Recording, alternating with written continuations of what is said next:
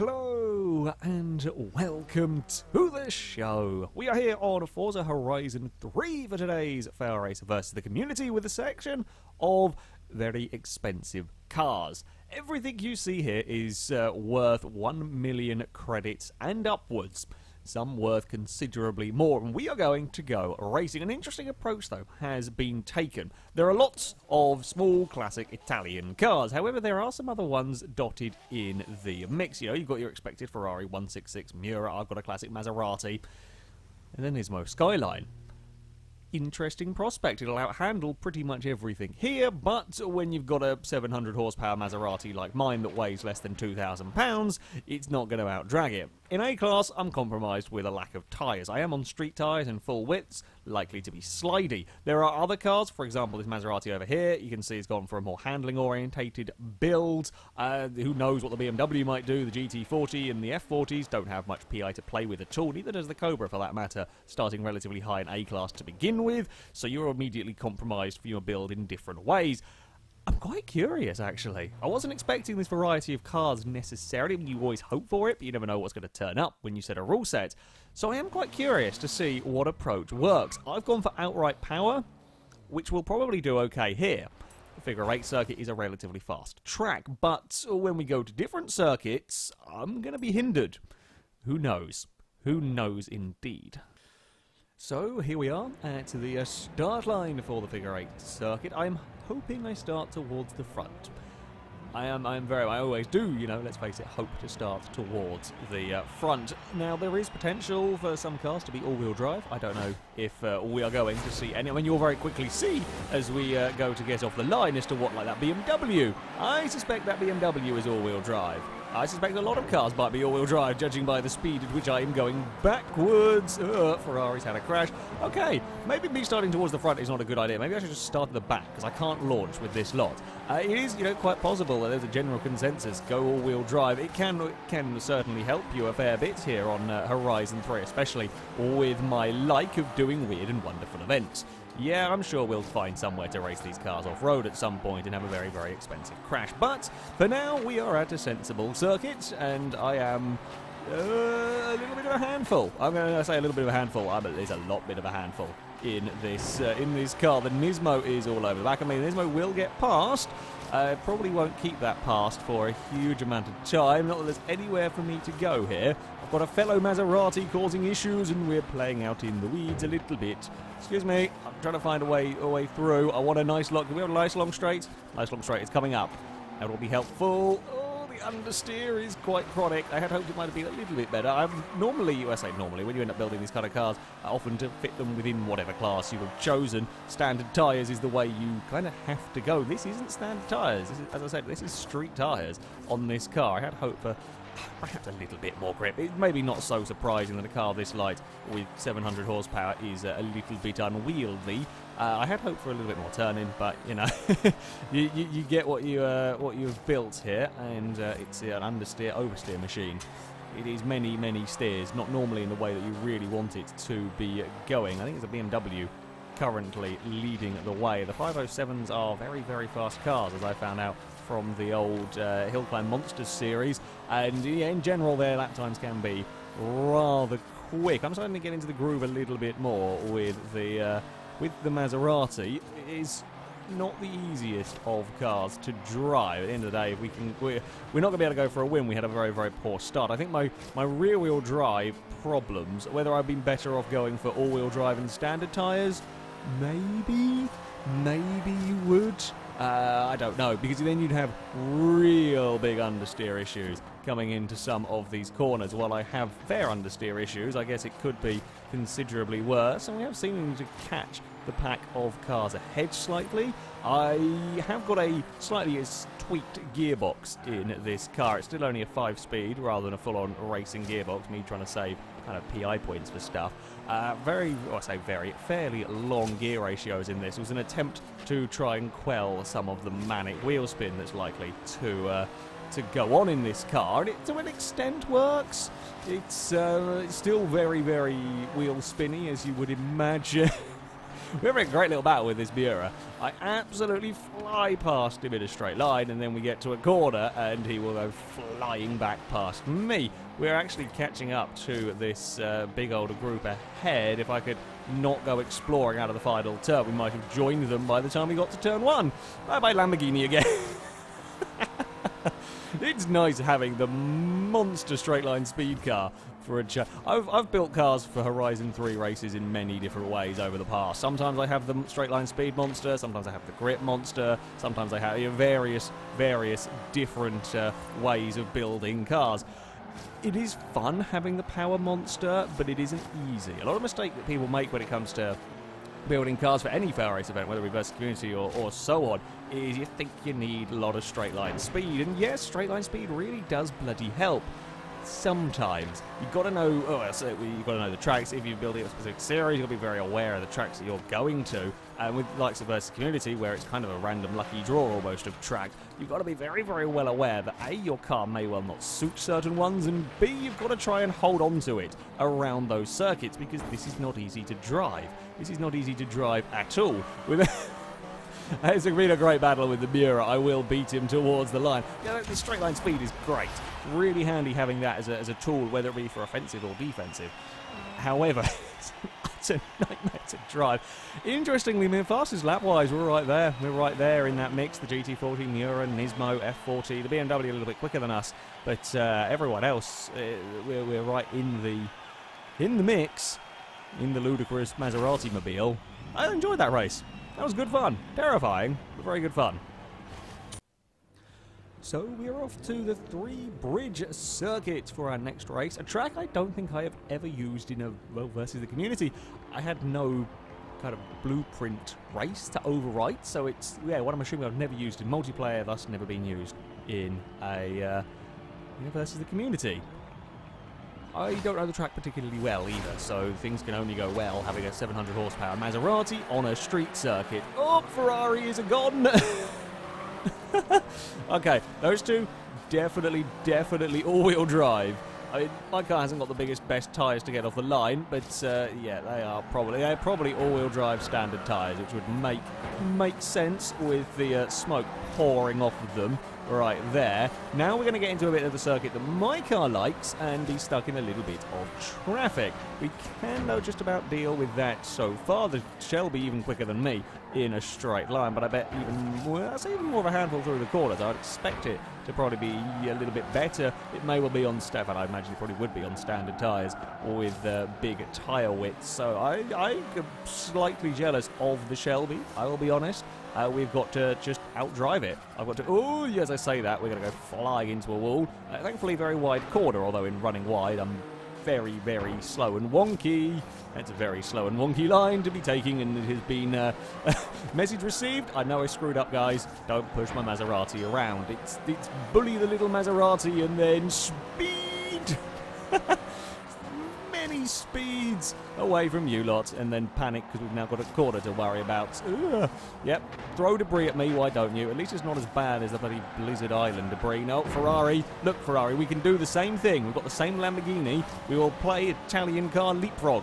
Italian car Leapfrog in full effect. Go on, Maserati, do the same thing again. Make your car wide through the corners, slow everyone down, and then blitz everything in a straight line. Might brake a little bit early there. Wasn't really trusting on the Maserati's brakes, I'll be honest. I mean, it has got race brakes. I did upgrade those. I made sure to get the race brakes on this car.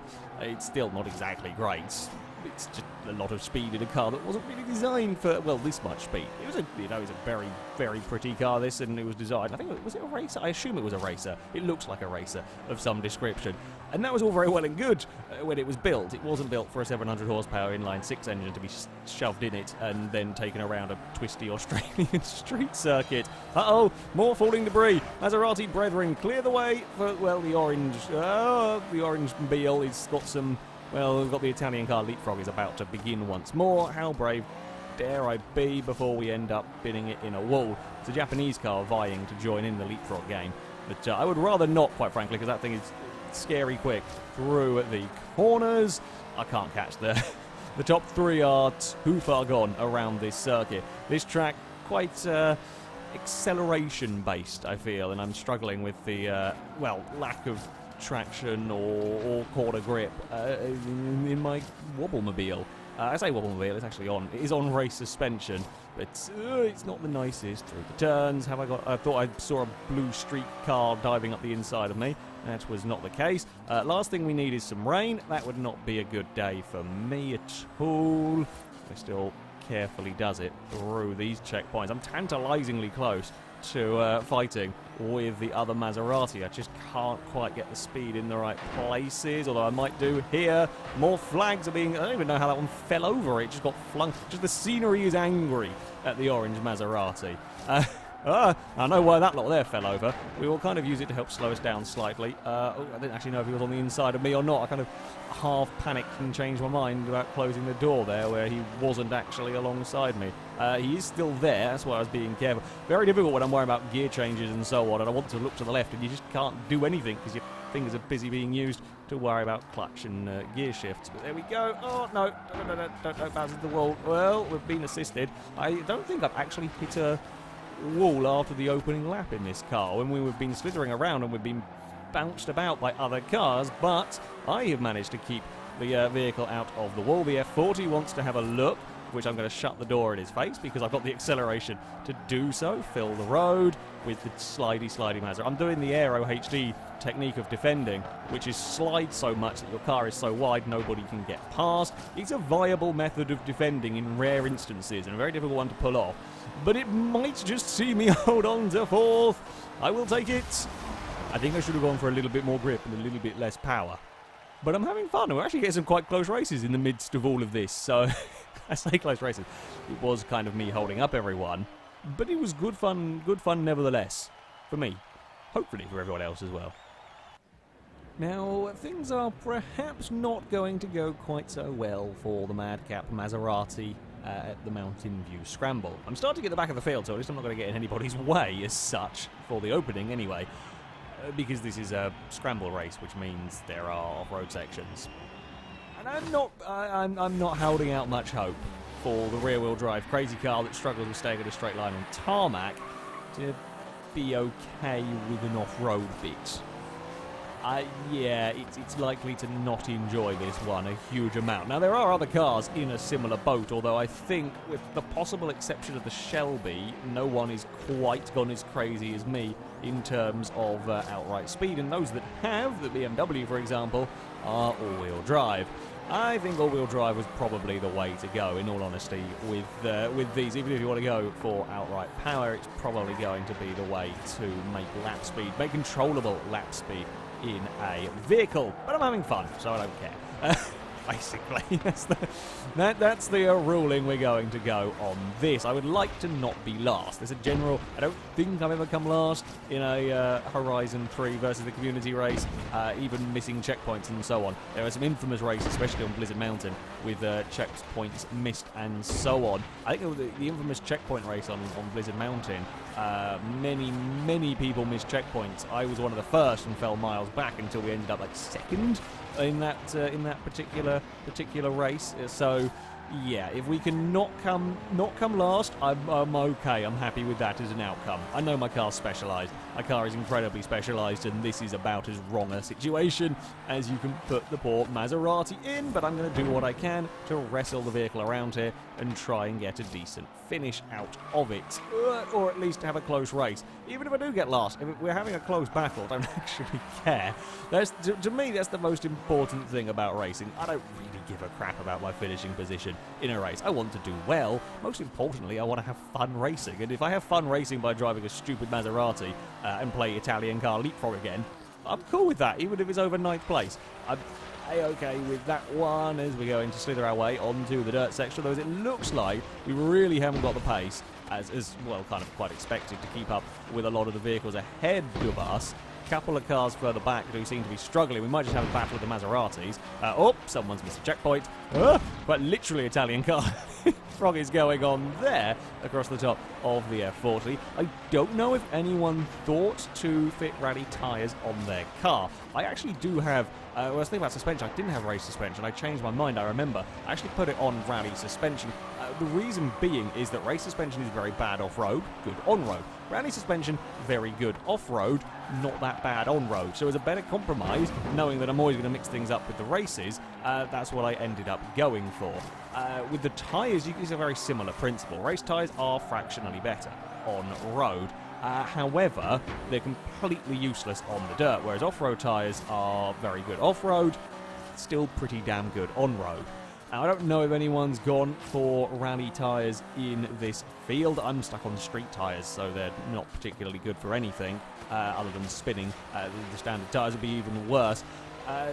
Someone might have been played the averages and gone for the rally tyres. I do not know. We're going to have all sorts of issues bouncing our way down there. We're going to end up in 10th place and, yeah, fading relatively fast. Our hopes for a good battle for position also fading about as quickly as our car is.